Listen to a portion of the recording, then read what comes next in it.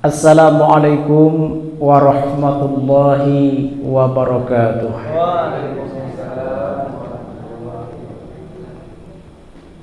Alhamdulillahilladzi ja'alal mauta wal hayata liyabluwakum ayyukum ahsanu amala. Asyhadu an la ilaha illallah wahdahu la syarikalah wa asyhadu anna Muhammadan abduhu wa rasuluh la nabiyya ba'da amma ba'd. Qala Allah Ta'ala fil Qur'anil Karim, A'udzu billahi minasyaitonir rajim. Bismillahirrahmanirrahim. Hatta idza jaa ahadahumul maut qala rabbirji'un la'alli a'malu shalihan fima taraktu kalla innaha kalimatun huwa qailuha wa min waraihim barzakhun ila yaumi yub'atsun. Shadaqallahul azim. Sehingga apabila kematian datang kepada salah seorang mereka, dia berkata, ya Tuhanku, kembalikanlah aku ke dunia supaya aku melakukan amalan soleh yang dulu aku tinggalkan. Kalla, sekali-kali tidak, kata Allah. Sesungguhnya itu hanyalah ocehan-ocehan mereka saja. Sementara di belakang mereka ada barzah ila yaumi yub'atsun, sampai hari berbangkit. Maha benar Allah dengan segala firman-Nya. Al-Quran surat Al-Mu'minun ayat yang ke-99 dan 100. Yang sama-sama kita hormati bapak-bapak, ibu-ibu, kaum muslimin dan kaum muslimah sidang jamaah maghrib yang dimuliakan Allah. Kajian kita pada malam ini membicarakan tentang keadaan kehidupan manusia setelah kematian berdasarkan surat Al-Mu'minun ayat 99 sampai ayat 104. Ayat 99 Allah Subhanahu wa taala menyatakan, idza jaa ahadahumul maut qala rabbirji'un. Apabila kematian datang kepada salah seorang mereka, dia berkata, rabbirji'un, ya Tuhanku, kembalikan aku. Ayat ini menunjukkan yang pertama, kita manusia kalau sudah meninggal pindah alam. Sekarang kita namanya di alam dunia. Dunia artinya singkat. Dunia artinya pendek. Dunia artinya sementara. Dunia artinya dekat. Pendeknya umur kita di dunia ini seperti yang disebutkan oleh ustadz kita tadi. Rasul bersabda, baina sittina wa sab'in, antara 60 sampai 70 tahun, kata Nabi. Nabi sendiri umur beliau hanya 63 tahun. Andaikan pun ada umur umat Nabi lebih dari 70, ada. Tapi sudah jarang. Ketika sudah sampai ajal, kita meninggal, pindah alam dari alam dunia ke alam barzah. Apa dan bagaimananya alam barzah diceritakan nanti di ayat yang ke-100. Yang jelas di ayat yang ke-9, kalau seseorang sudah meninggal ada di alam barzah, orang itu berkata di alam itu, Rabbirji'uni, ya Tuhanku, kembalikan aku ke dunia. Ada yang unik dari potongan ayat ini. Dalam kaedah bahasa Arab, kalau fi'il fa'il mufrad sama-sama mufrad, musanna sama-sama musanna, jamak sama-sama jamak. Ayat ini mufrad digandengkan dengan jamak. Rabbirji'uni, seharusnya kalimatnya Rabbirji'ni. Lalu apa dibalik makna dengan menggunakan kalimat jamak? Setidaknya 3 maknanya kata ulama. Makna yang pertama menunjukkan bahwa orang-orang yang sudah berada dalam barzah minta kembali ke dunia, mintanya berkali-kali. Kalau berkali-kali itu menunjukkan satu atau banyak? Banyak, berulang-ulang. Malahan sejak mereka masuk ke alam barzah itu, ila yaumi yub'atsun, sampai nanti di hari berbangkit, kalaulah kita mendengar yang terucap bagi mereka di alam itu hari ini, Rabbirji'un, Rabbirji'un, Rabbirji'un, ya Tuhanku, kembalikan aku ke dunia. Hanya saja kita tidak dengar. Depan masjid kita ada kuburan, banyak kuburan. Andaikanlah hari ini kita bisa mendengar dan memahami apa yang terjadi di alam itu, ternyata mereka minta kepada Allah kembali ke alam dunia kita ini.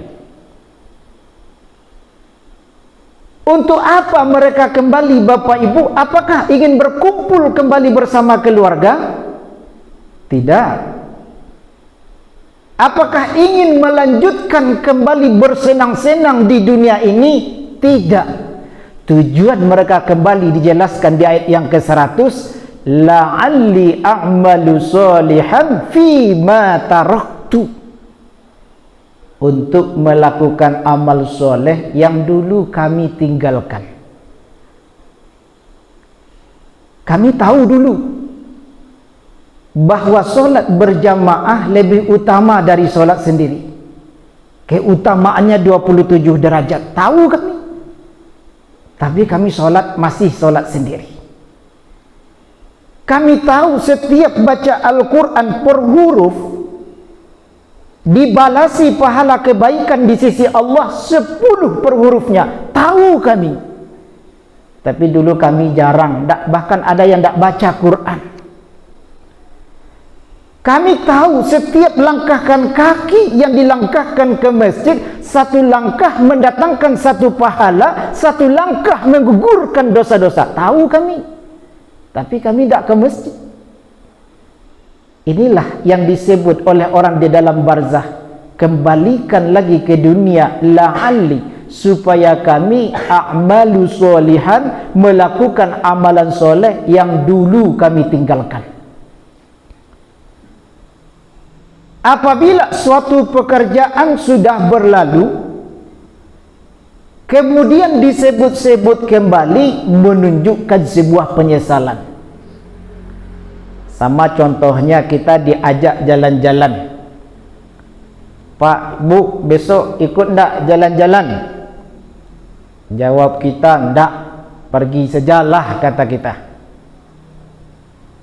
Setelah orang yang mengajak itu pergi jalan-jalan dan berbalik lagi, setelah itu tersebut di lidah kita, sebetulnya kemarin saya diajak, sebenarnya kemarin saya dibawa, tapi saya tidak ikut. Kalau sudah tersebut seperti itu, menunjukkan sebuah penyesalan. nan hati nak iyo tapi tidak jadi pai. Digambarkanlah oleh Allah bagaimana penyesalan-penyesalan kehidupan di alam barzakh itu. Ditambah lagi di alam itu Allah Subhanahu wa taala menampakkan jelas kebaikan yang dilakukan seseorang semasa hidup di dunia, apa balasan yang akan mereka terima, jelas nampak di alam itu. Dalam surah As-Sajdah ayat 12 Allah berfirman yang sering dibaca setiap Jumat subuh, Rabbana absorna wa sami'na farji'na na'mal salihan inna muqinun. Ya Tuhan kami telah melihat, kami telah mendengar, kembalikanlah lagi kami ke dunia, kami akan beramal soleh dan kami termasuk orang-orang yang yakin. Kapan penyesalan itu terjadi? Di alam barzakh. Dinampakkan balasan itu dengan jelas oleh Allah. Bahkan ketika Allah menceritakan tentang Fir'aun, dibukakan pintu neraka untuk Fir'aun guduwan wa asyiyan.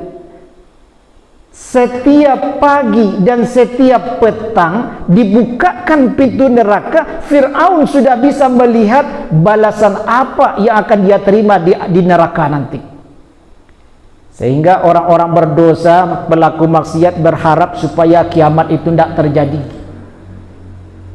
Kalau sudah terjadi kiamat, maka mereka akan masuk ke dalam neraka.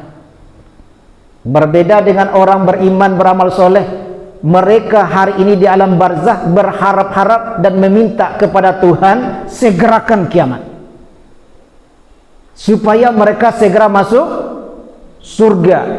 Masuk surga, masuk neraka itu setelah hari kiamat. Jadi diperlihatkan, dinampakkan secara jelas, dinyeringkan telinganya secara nyering senyering-nyeringnya di alam barzakh itu. Disitulah mereka menyatakan yakin kepada Allah yang selama ini mereka tidak yakin kepada Allah. Dan inilah makna yang kedua. Kenapa digunakan kalimat jamak? Kata ulama, li ta'zim, untuk membesarkan, mengagungkan Allah. Selama ini semasa hidup mereka tidak peduli dengan perintah Allah. Yang diperintah tidak dikerjakan, yang dilarang justru dikerjakan. Acuh tak acuh saja. Sekarang setelah di alam itu diperlihatkan betul apa yang akan mereka dapatkan, lalu mereka mentakzimkan Allah, membesarkan Allah. Qala rabbirji'uni, ya Tuhanku, kembalikanlah aku. Meminta dan menunduk kepada Allah. Bahkan ayat 12 tadi tertunduk dalam keadaan hina. Walau taro izil mujrimu nanakisu ru'usihim inda rabbihim, baru Rabbana absorna wa sami'na farji'na na'mal salihan. Bapak Ibu jemaah yang dimuliakan Allah, lalu harapan, angan-angan, keinginan, cita-cita mereka balik lagi ke alam dunia dibantah dengan tegas oleh Allah menggunakan kata-kata kalla. Kalla itu berbeda dengan la. La artinya tidak. Contoh kalau kita diajak makan, Pak Bu, lain ngio makan. Jawab kita, la, tidak. Mungkin kini yang tidak, besok pagi yuk, siangnya mungkin yuk, itulah tu. Tapi kalau menggunakan kalla, sekali tidak, tetap dan selama-lamanya tidak. Ketika orang-orang sudah berada di alam barzakh, kehidupan itu maju ke depan, tidak mungkin mundur ke belakang. Setelah berada di alam barzakh, minta kembali ke alam dunia, kalla, tak bisa, kata Allah. Maka ayat ini sebetulnya Bapak Ibu mempertegas sekaligus kalau masih ada keyakinan kita, sebagaimana keyakinan nenek moyang kita zaman dahulu, yang mereka berkeyakinan bahwa roh orang tua kita yang sudah meninggal, apalagi hari Kamis keyakinannya roh itu pulang ke rumah mencari anak cucu, pulang roh orang tua tu ke rumah, terutama sekali di malam Kamis. Apa iyo seperti itu Bapak Ibu? Kalah, ndak mungkin, sekali-kali ndak bisa. Diceritakanlah oleh hadis yang diriwayatkan oleh Tirmizi, ada seorang hamba Allah mendapat nikmat di alam barzah. Kalau kuburan dilapangkan itu namanya nikmat. Kalau kuburannya tarang, nikmat. Kalau dipakaikan pakaian dari sarugo, nikmat. Kalau dibantangkan tikar dari sarugo, nikmat. Dan banyak lagi nikmat-nikmat lain yang ada dalam barzah, tapi kita tidak lihat. Seorang hamba yang mendapatkan nikmat di alam barzah tadi minta izin kepada malaikat untuk pulang kembali ke rumah, tujuan untuk menyampaikan khabar atas nikmat yang sudah dia peroleh dan harapan supaya keluarganya mengikuti jejak langkahnya. Minta izin kepada malaikat kembali pulang ke bumi, ke dunia, bertemu jo keluarga, menyampaikan kabar atas nikmat yang dia dapatkan. Jawab malaikat, tidak. Kata malaikat, tidur sajalah sampai hari kiamat. Itulah orang dapat nikmat tuh disebabkan semasa hidup banyak amal saleh. Minta izin kepada malaikat, indak dapat izin. Apalagi kalau pelaku dosa, pelaku maksiat, katikolah meninggal, dimasukkan ke liang kubur, dikuburkan mayat tadi, ditinggalkan 7 langkah setelah dikuburkan, datang 2 malaikat. Ditanyalah dia malaikat, man rabbuka, man nabiyuka, ma dinuka, ma kitabuka. Kalau tidak terjawab, dipukul oleh malaikat dengan palu besi, batariak sekeras-kerasnya, teriakannya didengar oleh seluruh makhluk kecuali jin dan manusia. Dan itulah azab kubur. Azab itu berlanjut sampai hari kiamat. Lai kira-kira mungkin kalau hari Kamis malam malaikat minta izin, ambo dulu kini hari Kamis malam kini, pulanglah dulu ambo ke keluarga ambo lihat cucu anak keturunan ambo. Apa mungkin? Tidak. Kala, kata Allah, tidak mungkin. Alasan selanjutnya juga tidak mungkin, wa min waraihim barzakhun ila yaumi yub'atsun. Disebabkan ketidakmungkinan itu, di belakang mereka, kata Allah, ada barzah. Inilah dianya alam barzah itu. Dan barzah itu ila yaumi yub'atsun, sampai hari berbangkit. Jadi apa itu alam barzah, Ustaz? Barzah artinya dinding yang kokoh, yang tidak bisa dilewati, yang tidak bisa ditembus, plus sekaligus barzah itu adalah dinding yang tidak bisa dilihat. Itu barzah namanya. Kalau di Sampiang Masaji ini kan ada dinding tapi tidak barzah. Antara laki-laki perempuan ada dinding, tidak barzah. Barzah itu tidak bisa ditembus, tidak bisa dilewati, sekaligus tidak bisa dilihat. Surat Ar-Rahman ayat 19 dan 20 Allah bercerita tentang barzah. Marajal bahraini yaltaqiyan bainahuma barzakhul la yabghiyan. Ada 2 air laut yang ngalir, kata Allah, bertemu dalam satu laut, tapi airnya tidak bercampur. Menurut hasil penelitian, batamulah dua air laut itu, yang satu airnya asin, yang satu airnya tawar, tapi tidak bercampur. Kenapa? Bainahuma barzakhun la yabghiyan. Antara dua air laut itu ada barzah, dinding, sehingga tidak bercampur, tapi dindingnya tidak bisa dilihat. Itulah alam barzah.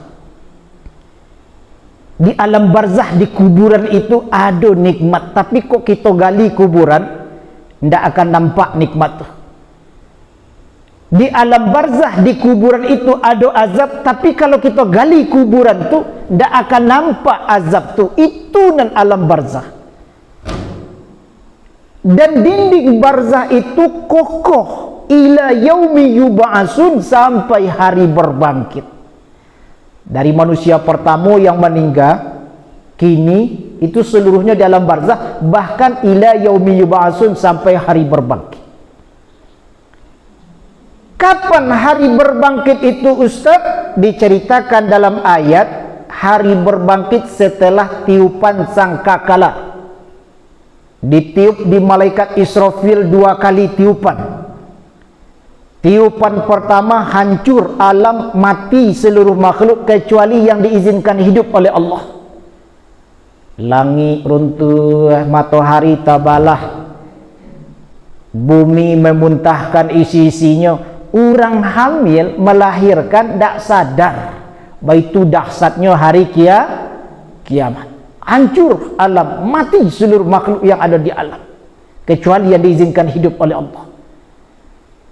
40 setelah tiupan itu, kata Rasulullah. Rasul juga tidak menyebut apakah 40 hari, 40 minggu, 40 bulan, 40 tahun, dan disebut di Rasul 40 setelah tiupan pertama, ditiup lagi tiupan yang kedua.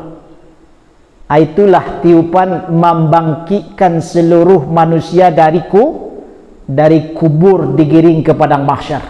Tapi tidak ada jedah mati. Dari alam barzah hidup sampai nanti ditiup sangkakala, lah ditiup sangkakala kedua, yang barzah tu dibuka di Allah, itu nan dinding tadi. Setelah dibangkitkan dari kuburan mereka, dibukakan alamnya itu, dindingnya itu, digiringlah kita ke sebuah padang, namanya padang mahsyar. Bantu orang digiring, dibangkitkan itu, kata Nabi, tanpa berpakaian, tidak beralaskan kaki, batalanjang, indak baleh kaki. Laki-laki kita seperti anak nan baru lahir, indak basunat. Batanyalah Aisyah ke Rasulullah dengan takajui, Rasul, kalau model itu berarti orang saling mencaliak nanti di masa itu. Jawab Rasulullah, Aisyah, sesungguhnya hari itu jauh lebih besar dari apa yang kau pikirkan. Yang hari berbangkit itu, kalau Allah menceritakan di ayat yang ke-101 ini, apa kata Allah? Fa'idha nufikha fisur, apabila sangkakala ditiup, fala ansaba bainahum wala yawma izin wala yatasa'alun, maka di hari itu tidak ada lagi gunanya nasab pertalian darah. Kalau kini kita kan banyak membangga-banggakan suku, membangga-banggakan marga, membangga-banggakan keturunan. Alhamdulillah di Indonesia lain tidak mencolok mana Bapak Ibu. Tapi kalau di negara Cina, itu marga mereka itu yuwana kental, antara marga bangsawan dengan marga rakyat biasa. Jadi mereka berbangga-bangga jo marga mereka. Kalau ditanya siapa kita, jawaban kita apa amboah, udah amboah, paman amboah, anak amboah, cucu amboah, itu berbangga-bangga dengan nasab. Di hari itu, kata Allah, ketika sangkakala lah ditiup, fala ansaba bainahum, tidak ada lagi pengguna nasab di antara mereka. Jangan nasab le, wala yatasa'alun, saling bertanya saja indak le.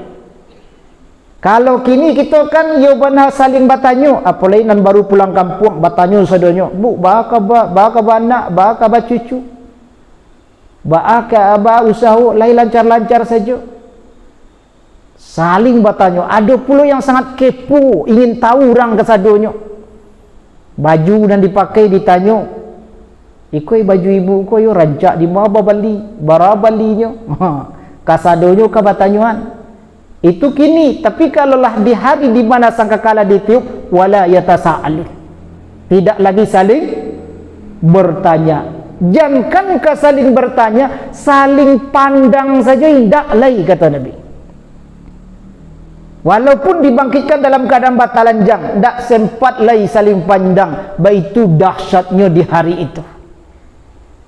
Ketika lah dikumpulkan di padang mahsyar, bara lamanya kita diadili oleh Allah, disidangkan oleh Allah. Dalam hadis diceritakan 50.000 tahun lamanya masa penungguan tu. Kecuali bagi orang beriman juga beramal soleh, hanya antara Nabi, kata Nabi, antara waktu asar ke waktu maghrib sebantah, lebih kurang 2,5 jam saja. Paneh luar biasa, diibaratkanlah matahari sejangka di atas kepala, sehingga sadonyo bakaringe, adonan sampai ke lutut, ada yang sampai mata kaki, ada yang ke pinggang, ada yang sampai ke bahu, ada yang tenggelam dek keringatnya sendiri. Dan di yaumil mahsyar itu pun ada beberapa gambaran-gambaran tahapan-tahapan yang diceritakan Allah. Di ayat yang ke-102-nya menceritakan persoalan timbangan. Faman thaqulat mawazinu faulaika humul muflihun. Barang siapa yang berat timbangan kebaikannya, maka merekalah orang-orang yang beruntung, kata Allah.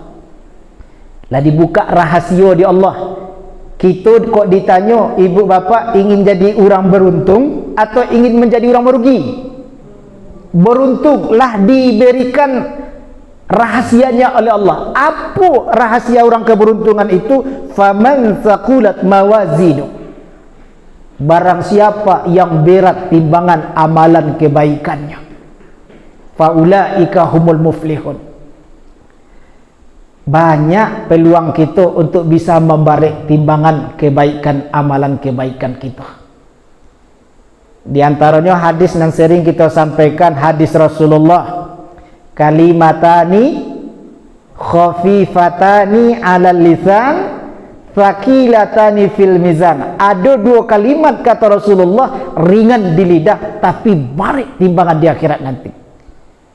Apa dua kalimat itu? Subhanallah wa bihamdi, subhanallahil azim. Pasti ringan, pasti mudah. Dan barangkali pasti Bapak Ibu hafal, bisa membacakan subhanallah wa bihamdi, subhanallahil azim. Cuman indak kita baca. Padahal baik nanti timbang di akhirat. Baik itu pula kata Nabi, siapa yang membaca subhanallah walhamdulillah wala ilaha illallah wallahu akbar, bisa menggugurkan dosa walaupun sebanyak buih di lautan. Nyo dosa ko nang kemambarian menyebabkan kebaikan kita ringan, dek barik dosa ringan kebaikan. Tapi kalau dosa lah dihapus, lah dihabiskan, nan tadi kebaikan tak seberapa, jadi kebaikan itu bisa jadi barik karena dosa lah habis. Dan kalimat itu pun mudah, subhanallah walhamdulillah wala ilaha illallah wallahu akbar. Atau membaca 33 kali setelah salat fardu, subhanallah, 33 kali alhamdulillah, 33 kali Allahu Akbar, 100 digenapkan dengan la ilaha illallah wahdahu la syarikalah lahul mulku walal hamd sampai akhir. Apalagi kalau dilakukan, diamalkan oleh orang miskin, kata Nabi, maka ia bisa mengimbangi amalan orang kaya. Orang kaya dengan kekayuannya pergi haji, umrah, kurban, sedekah, zakat. Orang miskin tak bisa melakukan amalan itu. Tapi kalau diamalkan amalan itu setelah salat fardu, kata Nabi, amalan orang miskin tu lah sama jo amalan orang kayu. Baralah kabariknya mungkin timbangan amalan tu. Atau kita membaca selawat kepada Nabi. Salawat yang terbaik adalah salawat yang diajarkan dek Nabi ketika di sahabat bertanya, "Ya Rasulullah, ba'a caranya kami berselawat kepada kau?" Diajarkanlah dek Nabi nama salawatnya salawat Ibrahimiyah. Allahumma salli ala Muhammad wa ala ali Muhammad kama shallaita ala Ibrahim wa ala ali Ibrahim wa barik ala Muhammad wa ala ali Muhammad kama barakta ala Ibrahim wa ala ali Ibrahim fil alamin innaka Hamidum. Itulah selawat terbaik Bapak Ibu. Walaupun banyak versi selawat tu, sekurang-kurangnya kata Nabi Allahumma sholli ala Muhammad sajalah cukup. Tapi kalau orang membaca nama Nabi di doket kita, kita jawab dengan selawatnya sallallahu alaihi wasallam.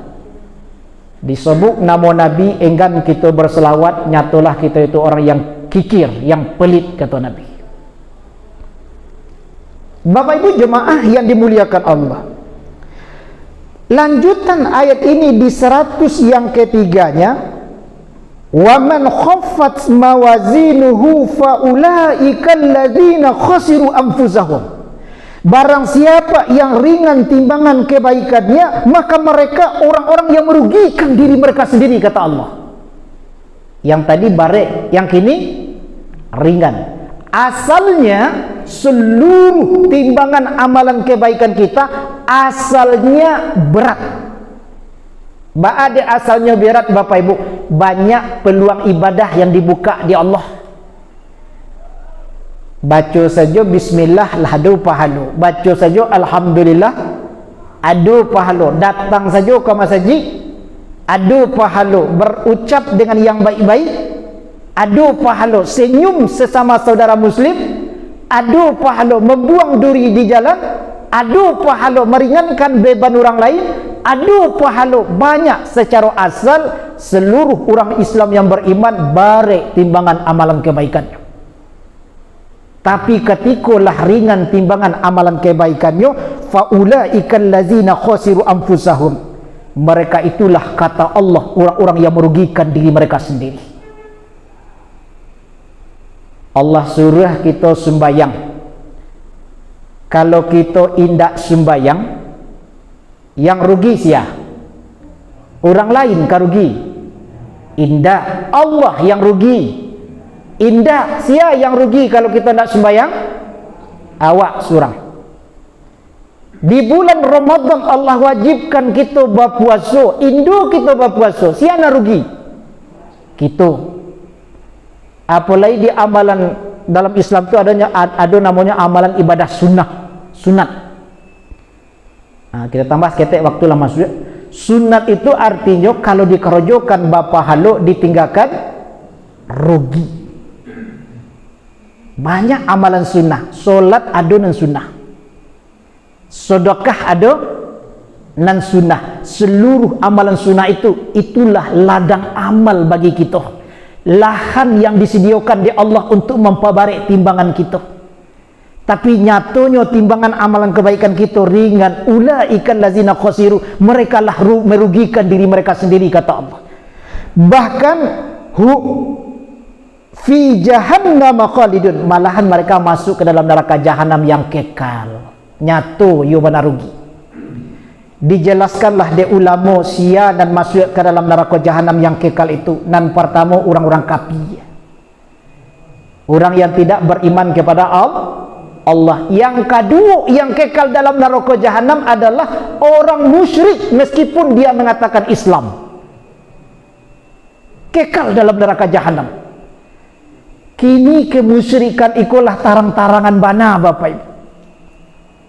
Dululah pernah aja mungkin Ustaz sampaikan, tapi entah lain Bapak Ibu tonton atau tidak. Ada di YouTube tuh namanya Mama Gufron. Namanya Mama Gufron tapi orangnya laki-laki. Ini pimpinan pondok, unik nama pondok pesantrennya. Katanya inyo pandai bahasa cacing, bahasa samuik, bahasa jin, bahasa malaikat. Dan doktrin yang diajarkan kepada pengikutnya, andaikan nantilah meninggal, maka Mama Gufron itulah yang akan mendikte malaikat mungkar nangkir di dalam kubur nanti. Kalau bertanya malaikat mungkar nangkir, "Man buka?" Jawab, "Gufron." "Man nabiyuka?" "Gufron." "Ma dinuka?" "Gufron." "Ma kita buka?" "Gufron." Selamat tu dalam kubur. Sebab Gufron itu pawang neraka lah nanti itu. Dan inilah mengatakan puluh ompek puluh bidadari surga lah main bawa Gufron ke dalam surga. Gufron gitu. Bara bidadarinya ompek puluh. Tapi Gufron masih kok awak diajak di bidadari masuk surga dan kan ompek puluh. Surang saja majak malah. Ikut ompek puluh bidadari surga majaknya ke dalam surga. Ayo masih basa-basi. Jawabannya enggak, katanya kerja ambo masih banyak. Dan ini pernah lo mengatakan lah pernah belajar langsung ke Allah bara lamonyo ampe puluh tahun. Antah hiu antah indah, tapi bapak ibu pengikutnya banyak. Jadi kalau menurut Ustadz, kalau bapak ibu lihat dasar iman, pengetahuan keislaman, tonton YouTube-nya galak-galak bapak ibu menontonnya. Tapi kalau bapak ibu pengetahuan kurang, iman kurang, jangan ditonton, tabau dinyo. Yakin apa nanti sebab kelebihan Mama Gufron, biasanya bapak ibu orang kalau baduto itu menyampaikannya agak tersendat-sendat biasanya. Tapi Mama Gufron itu lancar, ekspresi wajah, mimiknya, PD-nya luar biasa, bahkan banyak sabda-sabda Nabi kayaknya makoli bahasa Suryani. Lain mungkin Nabi itu bersabda bahasa Suryani. Nabi itu bahasa Arab. Dalam ilmu hadis bapak ibu sakit saja kalimat bahasa itu agak ganjil. Itulah kajian ulama hadis. Hadis itu sahih atau tidak sahih. Ikonnya pandai mengarang-arang hadis. Bara hadisnya disampaikannya itu. Rasulullah bersabda makoli bla bla bla bla. Allah berfirman makoli bla bla bla. Sadonya makoli. Jadi itulah sebuah kemusyrikan yang lah berterus terang. Orang-orang yang masuk terjerumus ke dalam perbuatan musyrik, khalidina fiha, masuk ke dalam neraka jahanam, kekal di dalamnya. Sebagai penutup bapak ibu, di ayat yang ke-104 terakhir, talfahu wujuhahumun nar wa hum fiha khalidun. Wajah mereka, kata Allah, dibakar dalam neraka dan wajah mereka itu kusam. Ayat itu yang disebut wajah yang dibakar. Sebenarnya yang dibakar itu tidak wajah saja doh.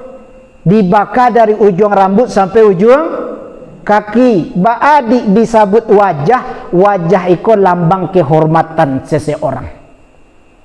Andaikan kita, keluarga kita, keturunan kita orang terpandang, orang mulia, tiba di anak atau di cucu kita maliangnya, ketahuan kata kita kanak, woi nak nang kau kerjokan di ma wajah mak wajah apa ka ditaruh. Kok menjawab anak itu kan lahir di kepala apa mah. Maksudnya bukan itu, di ma kehormatan kemuliaan orang tua itu. Jadi kalaulah wajah diinjak-injak, artinya orang kalaulah masuk neraka dihinakan oleh Allah. Dan wajah ketika digambarkan keadaannya kusam, artinya keadaan yang tidak baik-baik saja. Tapi kalau disebut wajahnya ceria, wajahnya bersinar, wajahnya terang, itu menunjukkan keadaan baik-baik saja. Jadi bapak ibu, sebelum kita menyesal, Allah sudah beritahu rahasia. Ada sebuah keinginan, angan-angan, harapan orang yang lah meninggal, yang berada dalam barzah hari ini, mereka semuanya berharap supaya bisa balik ke dunia. Andaikan kita tahu harapan mereka, harapannya adalah untuk melakukan amal saleh. Dan kini kita ada kesempatan itu. Kalaulah datang ajal, kematian datang mendatangi kita, maka hilanglah kesempatan untuk beramal itu. Ad-dunya darul amal wal akhirah darul jaza. Ada sebuah ungkapan. Dunia tempat kita beramal, di akhirat tempat menerima balasan. Baik Bapak Ibu, barangkali itu kajian kita pada malam kini. Sebelum ditutup, ada Bapak Ibu yang kabarnya boleh, kalau indah kita tutup, kita lanjutkan dengan sholat isya secara berjemaah.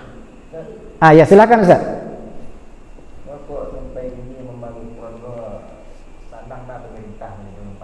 Nah, ada beberapa waktu yang lalu itulah disentil di Majelis Ulama Indonesia Pusat, bahkanlah masuk ke YouTube malahan.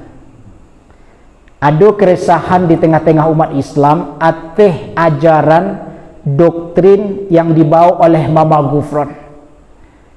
Tapi sepertinya pernyataan Majelis Ulama itu direspon kareh dari pihak Mama Gufron. Ternyata orang di belakangnya banyak orang kadang-kadang. Dan kita maklum saja pemerintah kita tentang agama kok tidak peduli mana. Nan penting dek pemerintah kita dalam posisi aman. Nan agama kok kacau-kacau lah. Nan penting ke pemerintahan aman, itu saja penting. Tapi kalau kepemerintahan itu ada di posisi orang yang peduli dengan agama, pasti pemerintah tidak membiarkan keyakinan yang menyeleneh, keyakinan yang menyesatkan itu akan terjadi. Jadi siapa di belakang Mama Gufron kok banyak orang kadang-kadang di belakangnya Bapak Ibu.